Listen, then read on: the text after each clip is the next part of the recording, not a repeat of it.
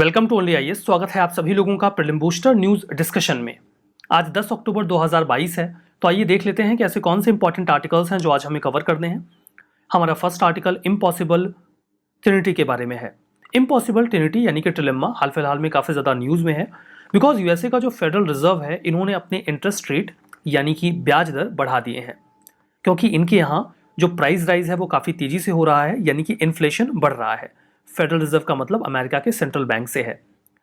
अब देखिए यहाँ पर ट्रिलेम्मा का क्या मतलब है। आप डिलेम्मा जानते हो, डिलेम्मा का मतलब होता है दुविधा, जब आपके सामने दो ऑप्शंस आ जाएं और समझ में ना आए कि क्या करना है। ट्रिलेम्मा में क्या होता है कि आपके सामने तीन ऑप्शंस आ जाते हैं। आप इसे हिंदी में त्रिधापास्ट कह सकते हो, या कोई और वर्ड आपके पास हो तो कमेंट बॉक्स में बताइएगा। तो ट्रिलेम्मा में बेसिकली तीन ऑप्शंस आ जाते हैं, उनमें से आप केवल दो ही चुन सकते हो, तीनों एक साथ नहीं चुन सकते, and that is the problem with trilemma. अब बेसिक सी बात पहले तो ये समझ लीजिए कि अमेरिका में अगर वो अपना इंटरेस्ट रेट बढ़ा रहे हैं तो इससे क्या प्रभाव पड़ता है। किसी भी देश का सेंट्रल बैंक अपने इंटरेस्ट रेट क्यों बढ़ाता है? अगर वहां पर इन्फ्लेशन आ जाए। इन्फ्लेशन कब आता है? जब लोगों के पास ज़्यादा पैसा होगा। जब लोगों के पास ज़्यादा पैसा होगा तो वो ज़्यादा डिमांड करेंगे, मतलब किसी भी सामान के लिए वो ज़्यादा कीमत देने को तैयार हो जाएंगे। तो जब वो ज़्यादा कीमत देने को तैयार हो जाएंगे तो इससे इन्फ्लेशन आ जाएगा। अगर इन्फ्लेशन को कंट्रोल करना है तो सेंट्रल बैंक को एक काम करना होगा कि वो मार्केट में से पैसा बैंकिंग सिस्टम में वापस लेकर आए। अब लोग अपना पैसा बैंक में कब जमा करेंगे? जब बैंक उन्हें ज़्यादा ब्याज देगा। तो ऐसी स्थिति में जो सेंट्रल बैंक होता है वो ब्याज दर यानी कि इंटरेस्ट रेट बढ़ा देता है, तो लोग अपना पैसा बैंक में जमा करने लग जाते हैं क्योंकि उन्हें ज़्यादा रिटर्न मिलेगा। ऐसी स्थिति में मार्केट में जो मनी सप्लाई है वो कम हो जाएगी, लोगों के पास कम पैसा होगा, लोग कम डिमांड करेंगे और इन्फ्लेशन कंट्रोल में आ जाएगा। ये तो बहुत ही नॉर्मल सी प्रक्रिया होती है जिसके माध्यम से किसी भी इकोनॉमी में इन्फ्लेशन यानी कि महंगाई को कंट्रोल में किया जाता है। लेकिन जब अमेरिका का फेडरल बैंक यानी कि फेडरल रिजर्व अपने इंटरेस्ट रेट बढ़ाता है तो जो मनी का फ्लो है वो केवल अमेरिका से वहां के बैंकिंग सिस्टम में नहीं जाता, बल्कि दुनिया के अन्य हिस्सों से भी लोग अपना पैसा निकाल के अमेरिका के बैंकिंग सिस्टम में डालने लग जाते हैं, क्योंकि अमेरिका की इकोनॉमी स्टेबल है। उन्हें वहां अगर ज़्यादा यील्ड मिल रही है तो इन्वेस्टर्स जो हैं वो अपना पैसा वहां से निकालेंगे दुनिया भर से और यूएसए में इन्वेस्ट करने लग जाएंगे। अब ऐसा क्या होगा कि मान लीजिए इंडिया है, अमेरिका का जो फेडरल बैंक है उसने अपना इंटरेस्ट रेट बढ़ाया और इंडिया से जो इन्वेस्टर्स हैं वो अपना पैसा निकाल कर अमेरिका में इन्वेस्ट करने लग गए, तो इंडिया में डॉलर की कमी हो जाएगी। जब इंडिया में डॉलर की कमी हो जाएगी तो डॉलर की वैल्यू बढ़ जाएगी और रुपये की वैल्यू गिर जाएगी। मतलब अगर अमेरिका का फेडरल रिजर्व अपनी इंटरेस्ट रेट को बढ़ा रहा है तो बाकी देशों पर भी प्रभाव पड़ेगा। वहां से पैसा अमेरिका की ओर जाएगा, डॉलर की वैल्यू बढ़ेगी और जो लोकल करेंसीज हैं वो डेप्रिशिएट करने लग जाएंगी, यानी कि उनकी वैल्यू गिरने लग जाएगी। ऐसी स्थिति में अगर किसी भी कंट्री को अपने लोकल करेंसी की वैल्यू को स्टेबलाइज करना है तो उन्हें भी अपना इंटरेस्ट रेट बढ़ाना होगा, ताकि इन्वेस्टर्स को वो मार्केट भी ल्यूक्रेटिव लगे और वो अमेरिका की ओर भागे ना। ये तो एक नॉर्मल सी प्रक्रिया होती है जिसके माध्यम से जो मनी सप्लाई है या जो मनी का फ्लो है वो ग्लोबल लेवल पे कंट्रोल होता है। अब यहाँ पर जो मामला है इम्पॉसिबल ट्रिलेम्मा का, वो क्या है? देखिए, किसी भी इकोनॉमी में जब पॉलिसीज को डिसाइड किया जाता है तो इकोनॉमी के पास फंडामेंटली तीन ऑप्शंस होते हैं। ये जो वर्ड है इम्पॉसिबल ट्रिनिटी या इम्पॉसिबल ट्रिलेम्मा, इसे दो इकोनॉमिस्ट ने इंडिपेंडेंटली कॉइन किया था, मतलब इन दोनों लोगों ने मिलकर ये काम नहीं किया था। एक तो थे कैनेडियन इकोनॉमिस्ट रॉबर्ट मंडेल और दूसरे थे ब्रिटिश इकोनॉमिस्ट मार्कस फ्लेमिंग। इन लोगों ने 1960s के दौर में इम्पॉसिबल ट्रिनिटी का ये जो कॉन्सेप्ट है इसको इवॉल्व किया। ये बेसिक कॉन्सेप्ट ये कहता था कि किसी भी इकोनॉमी के पास होते हैं तीन चॉइसेस। एक होती है इंडिपेंडेंट मॉनेटरी पॉलिसी, दूसरा फिक्स्ड एक्सचेंज रेट और तीसरा फ्री फ्लो ऑफ कैपिटल। लेकिन कोई भी इकोनॉमी ये तीनों ऑप्शंस एक साथ पिक नहीं कर सकती, उन्हें इनमें से एक को छोड़ना होगा। अगर कोई भी इकोनॉमी इन तीनों को एक साथ पिक करने का प्रयास करेगी तो वो इकोनॉमी कोलैप्स कर जाएगी, बिकॉज ये कॉम्बिनेशन इम्पॉसिबल है, and that is the reason कि इसे इम्पॉसिबल ट्रिनिटी या इम्पॉसिबल ट्रिलेम्मा कहा जाता है। किसी भी इकोनॉमी को इनमें से किसी दो को पिक करना होगा। सबसे पहले तो इन तीनों कीवर्ड्स का मतलब समझिए, फिर आपको समझ में आएगा कि इस ट्रिलेम्मा में तीनों चीजों को एक साथ पिक करना इम्पॉसिबल क्यों है। इंडिपेंडेंट मॉनेटरी पॉलिसी का मतलब यह होता है कि कोई भी सेंट्रल बैंक अपनी मर्जी से अपने इंटरेस्ट रेट डिसाइड करता है। मतलब अमेरिका का फेडरल रिजर्व अपने इंटरेस्ट रेट घटा या बढ़ा रहा है, इससे हमारी आरबीआई को मतलब नहीं है। आरबीआई अपने हिसाब से अपने इंटरेस्ट रेट डिसाइड करेगा। तब तो माना जाएगा कि आरबीआई की जो मॉनेटरी पॉलिसी है वो इंडिपेंडेंट है। फिक्स्ड एक्सचेंज रेट का मतलब ये होता है कि आप किसी करेंसी के रेफरेंस में अपनी करेंसी को पैक कर दीजिए, उसको घटने या बढ़ने मत दीजिए। एग्जाम्पल के तौर पे आप $1 इज इक्वल टू 50 रुपीज कर दीजिए, फिक्स हो गया। अब इकोनॉमी में चाहे जो बदलाव हो, ये रेट फिक्स रहेगा, इसमें बदलाव नहीं होगा। That is called fixed exchange rate. और तीसरा है free flow of capital. Capital के फ्री फ्लो का मतलब ये है कि कोई भी इन्वेस्टर किसी भी जगह से इन्वेस्टमेंट, ट्रेड या बिजनेस ऑपरेशंस में पैसा लगा सकता है किसी भी कंट्री में, और जब उसे ऐसा लगे कि फायदा नहीं हो रहा तो अपना पैसा निकाल भी सकता है। इन जनरल देखिए, वर्तमान में ऐसा होता है कि कैपिटल का लगभग फ्री फ्लो है, कोई कहीं भी पैसे इन्वेस्ट कर सकता है और जब चाहे निकाल भी सकता है। हालांकि जो एफडीआई होता है, जहां पर आप किसी कंपनी में, किसी इकॉनमी में बहुत ज़्यादा स्टेक्स ले लेते हो, तो उसे इकॉनमीज रेगुलेट करती हैं। लेकिन जो पोर्टफोलियो इन्वेस्टमेंट होता है, इन जनरल अगर किसी कंपनी में आपने 10% से कम शेयर्स लिए हुए हैं, या फिर वो जो पी नोट होता है, आप किसी कंपनी की तरफ से इन्वेस्टमेंट कर देते हैं उससे पार्टिसिपेटरी नोट लेकर, ये जो इन्वेस्टमेंट होते हैं ये वोलाटाइल होते हैं।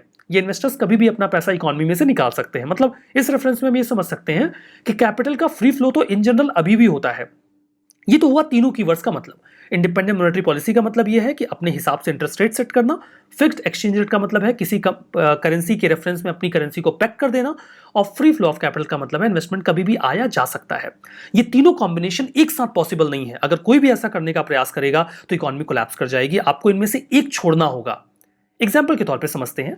सपोज करते हैं कि वकांडा नाम का एक देश है और ब्लैक पैंथर वहां की इकोनॉमी को संभालते हैं। ये इंडिपेंडेंट किस्म के आदमी हैं। इन्हें मतलब नहीं कि अमेरिका क्या करता है।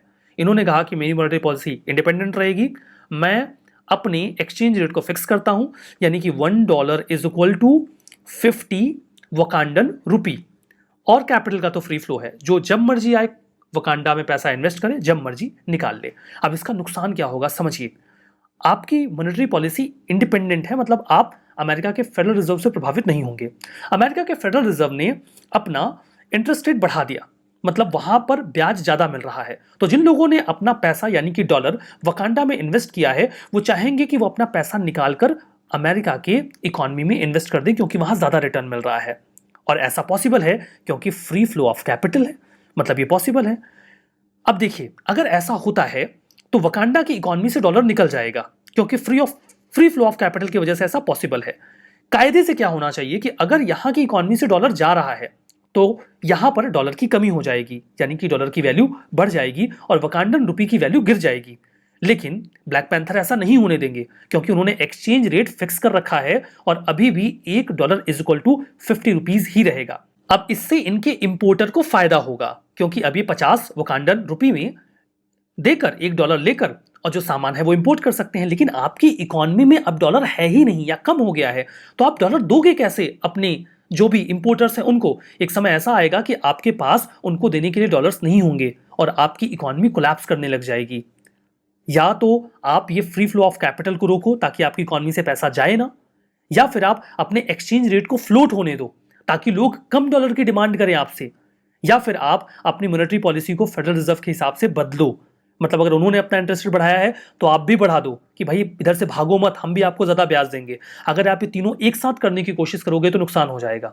ये जो ट्रिलेम्मा है वो आरबीआई के लिए इस समय प्रॉब्लम इसलिए बना हुआ है क्योंकि इन जनरल मैंने आपको बताया कि जो इकोनॉमीज हैं वहां पर अभी तो करेंसी का फ्री फ्लो हो ही रहा है। ये जनरल सी बात है जो इस समय दुनिया भर की इकोनॉमी में चली रहा है।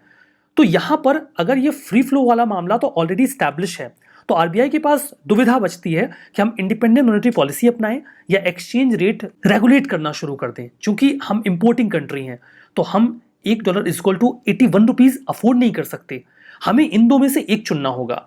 या तो हम अपने यहाँ अपना इंटरेस्ट रेट बढ़ाकर जो इन्वेस्टर्स हैं उनको रोकने की कोशिश करें, या फिर हम किसी भी तरीके से एक्सचेंज रेट को मैनेज करें। हमें इन दो में से एक चुनना होगा। ज़्यादातर इकोनॉमीज़ ये वाला मामला चुनते हैं, मॉनेटरी पॉलिसी को थोड़ा सा इस तरीके से रेगुलेट करते हैं कि एक्सचेंज रेट उनके हिसाब से मैनेज हो जाए। तो आरबीआई इस वजह से डिलेम्मा में है। पास्ट में क्या होता था ना कि कैपिटल कंट्रोल बहुत स्ट्रिक्ट होता था, मतलब जिसने इन्वेस्ट कर दिया ना उसको भागने नहीं देते थे कि नहीं जाने देंगे, अभी आपको रुको, हमारी इकोनॉमी में से पैसा लेकर मत भागो। लेकिन लिबरल इकोनॉमीज अब बढ़ गई हैं तो कैपिटल कंट्रोल अच्छा नहीं माना जाता, फिर लोग आपके यहाँ इन्वेस्ट नहीं करते। तो कैपिटल का फ्री फ्लो अब एक बेसिक कंडीशन बन गई है। ऐसी स्थिति में ये वाली जो सिचुएशन है वो आपको पिक करनी होगी। बाकी दो में से आप एक कौन से पिक करेंगे, ये अभी आरबीआई के लिए प्रॉब्लम बना हुआ है।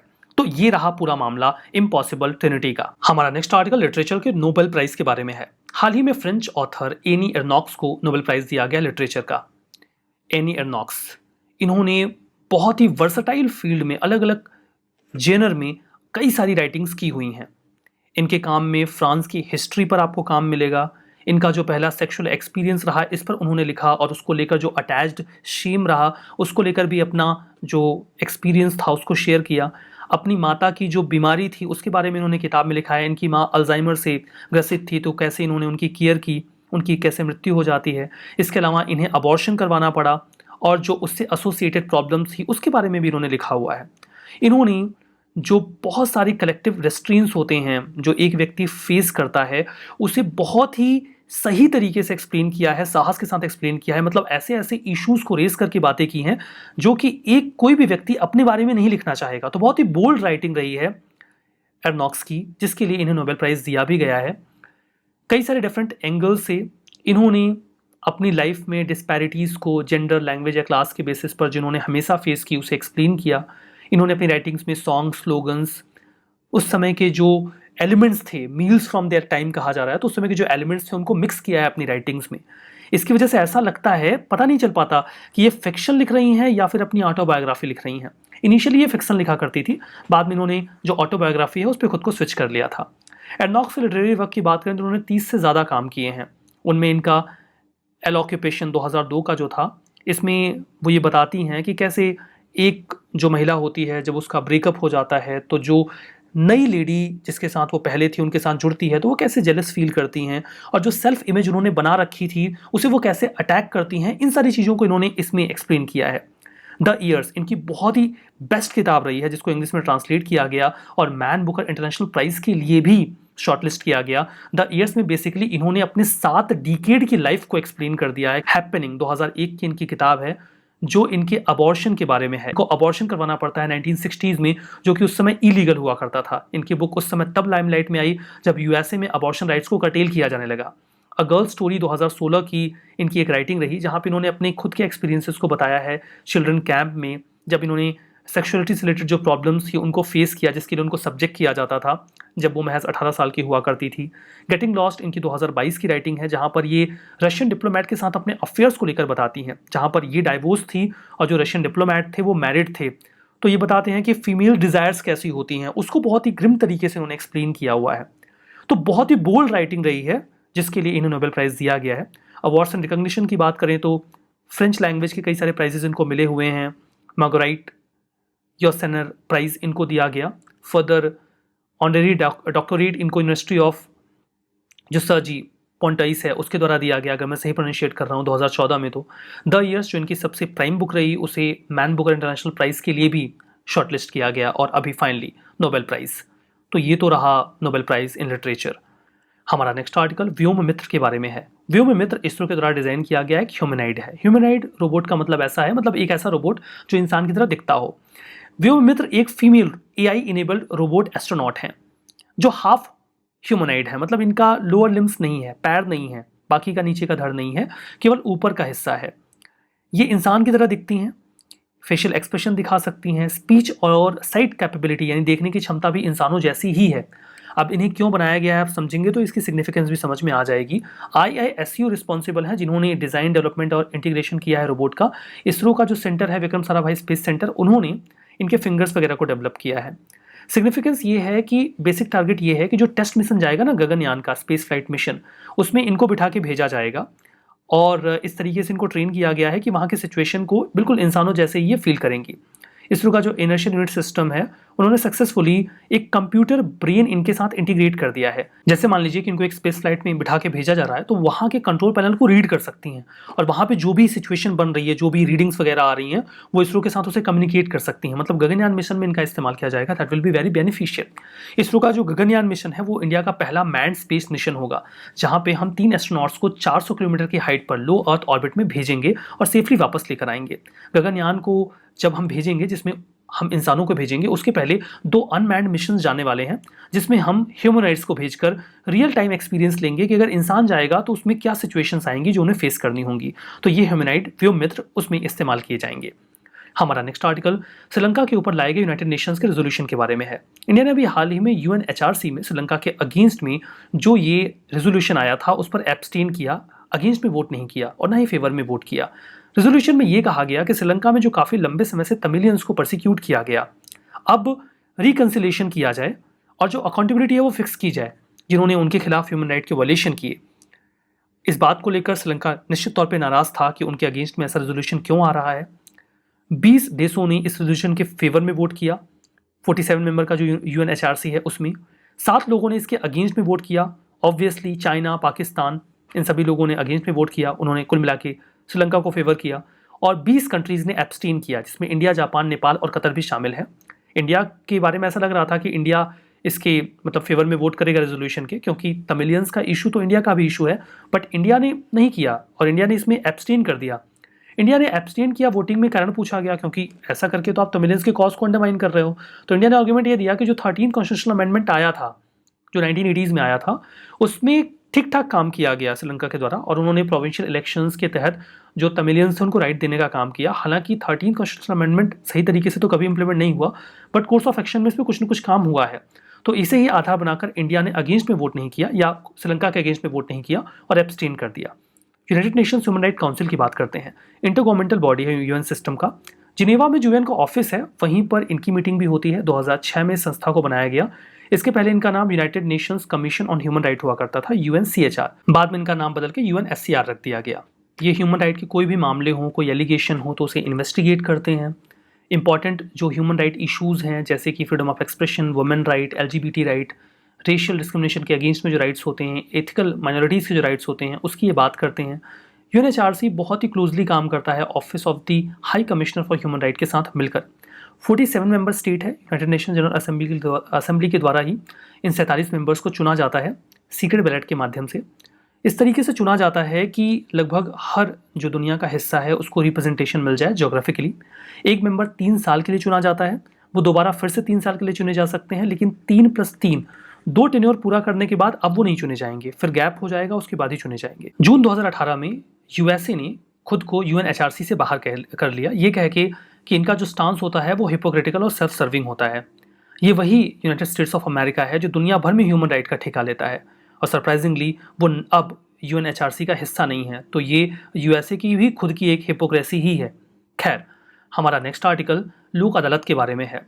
भारत में 12 नवंबर को नेशनल लोक अदालत ऑर्गेनाइज किए जाएंगे ताकि जो पेंडिंग केसेस हैं उन्हें सेटलमेंट के माध्यम से रिजॉल्व किया जा सके। लोक अदालत एक अल्टरनेटिव डिस्प्यूट रिड्रेसल मैकेनिज्म होता है जहां पर आप अपना केस कोर्ट में फाइल करने के बजाय लोक अदालत में लेकर जाते हैं। मान लीजिए कि आप और आपके जो फैमिली मेंबर हैं उनमें ज़मीन का कोई विवाद हो जाता है, चाचा हैं, ताऊ हैं, उनके साथ ज़मीन का कोई विवाद हो जाता है। आप नहीं चाहते कि आप इस मामले को कोर्ट में लेकर जाएं, तो आप लोक अदालत को अप्रोच कर सकते हैं। लोक अदालत आपस में बातचीत करवा के मामले को रिजॉल्व करने का प्रयास करेगा। तो लोक अदालत ऐसे ही वर्क करता है, वो किसी भी मामले को केवल तभी लेगा जब आप दोनों ही लोग इस मामले में सहमत हों और उसके बाद वो बातचीत करवा के एमिकेबली सर्वसम्मति से मामले को एड्रेस करते हैं। इन्हें ऑर्गेनाइज करवाया जाता है नालसा के द्वारा, national legal services authority of India के द्वारा, और जो बाकी लीगल सर्विस इंस्टीट्यूशंस हैं वो भी इसमें शामिल होते हैं। ठीक है, लोक अदालत को legal service authority act of 1987 का इस्तेमाल करके स्टैच्यूटरी स्टेटस दिया गया है। बाय लॉ इनको बैकिंग है। जो ये डिसीजंस देते हैं यानी कि अवार्ड, ये डिक्री सिविल कोर्ट के इक्विवेलेंट होती है, फाइनल होती है और बाइंडिंग होती है सभी पार्टीज़ के ऊपर। आप इसके अगेंस्ट में कहीं कोई अपील नहीं कर सकते कि फिर आप बोलो नहीं अब हम हाई कोर्ट में जाएंगे, हमें आपका अच्छा नहीं लगा। ऐसा आप नहीं कर सकते। क्यों? क्योंकि पहले ही आपसे पूछते हैं कि क्या आप दोनों पार्टी सहमत हो कि आपका मामला लोक अदालत ले, और जब आप दोनों ही लोगों ने शुरू में सहमति जताई थी तो अब पीछे क्यों हट रहे हो भाई? आप क्यों करनी है अपील? जब पहले ही बोला था कि हाँ आप जो बोलोगे वो मानेंगे, तो फिर आपको मानना पड़ेगा। हालांकि इसका मतलब ये नहीं है कि आप अपना केस कोर्ट में नहीं ले जा सकते, आप अपील नहीं कर सकते। लोक अदालत लोअर कोर्ट हो गया, आप हाई कोर्ट में अपील करेंगे, ये सब नहीं होगा। आपको नहीं पसंद आ रहा फिर सीधा जाओ कोर्ट के प्रोसीजर में जाओ, लोअर कोर्ट से लेकर सुप्रीम कोर्ट तक जो मर्जी करो, बाकी अपील नहीं होगी इसके अगेंस्ट में। ठीक है, जो कोर्ट फी है वो नहीं लगती, मतलब ये एक सस्ता विकल्प है जिसके माध्यम से मामले निपट जाते हैं। कोई भी ऐसा केस जो कोर्ट में पेंडिंग है या कोई भी ऐसा केस जो अभी कोर्ट में गया ही नहीं, वो लोक अदालत के सामने लाया जा सकता है। लेकिन कोई ऐसा ऑफेंस इसमें हैंडल नहीं हो सकता जो नॉन कंपाउंडेबल हो। नॉन कंपाउंडेबल ऑफेंस का मतलब ये होता है जो बहुत गंभीर अपराध होते हैं, जैसे किसी ने मर्डर कर दिया, रेप कर दिया, ऐसे मामले आप नहीं ले जा सकते लोक अदालत में, यहाँ पे सजा ही होती है, यहाँ पे सर्वसम्मति से मामले निपटाए नहीं जाते, ये गंभीर अपराध है ना। हमारा जो नेक्स्ट आर्टिकल है वो कोआला के बारे में है। ऑस्ट्रेलिया की सरकार ने भी हाल ही में 110 प्रायोरिटी स्पीसीज की लिस्ट जारी की है, जिन्हें वो अगले 10 सालों में एक्सटिंक्शन से बचाएंगे, और उसमें कोआला को भी शामिल किया गया है। आपको याद हो तो 2019 में ऑस्ट्रेलिया में फॉरेस्ट फायर हुआ था, लगभग 60,000 कोआला उसमें प्रभावित हुए थे, बहुत सारे कोआलास तो उसमें मारे गए थे। देखिए, एक जो ऑफिशियल हैं वो उन्हें पानी पिला रहे हैं जंगलों में, वो जो भी ऑफिशियल जाते थे उनको बचाने के लिए उनके पैरों से लिपट जाते थे, तो बहुत ही गंभीर सिचुएशन थी उस समय फॉरेस्ट फायर में। कोआला के बारे में बात करते हैं। ये अबोरियल हर्बीवोर एनिमल है, मतलब ये पेड़ों पे चल सकते हैं, इस तरीके से बनाए गए हैं। ऑस्ट्रेलिया के नेटिव हैं। नॉक्टर्नल एनिमल है कोआला, रात में ही चलता है। ये कोआलास जो होते हैं ये यूकेलिप्टस के पेड़ों पे रहते हैं। सदर्न और ईस्टर्न ऑस्ट्रेलिया में यूकेलिप्टस के जो पेड़ के पत्ते हैं वो उसे ही खाते भी हैं। ये दिन में लगभग 1 kg यूकेलिप्टस का जो पत्ता है वो खा जाते हैं, और उसके बाद 18 से 20 घंटे सोते हैं। अब कोई भी जीव अगर 1 किलो पत्ता चबा जाएगा तो वो सोएगा 18 से 20 घंटे, और क्या करेगा। सरप्राइजिंगली ये 3-4 घंटे पत्ते चबाते हैं, 18 से 20 घंटे सोते हैं, एकदम चिल लाइफ जीते हैं, कहीं कोई टेंशन नहीं, बशर्ते आप जंगल में आग ना लगा दो, ठीक है। देखिए, ट्री क्लाइंबिंग एनिमल है, पेड़ों पे चढ़ता है।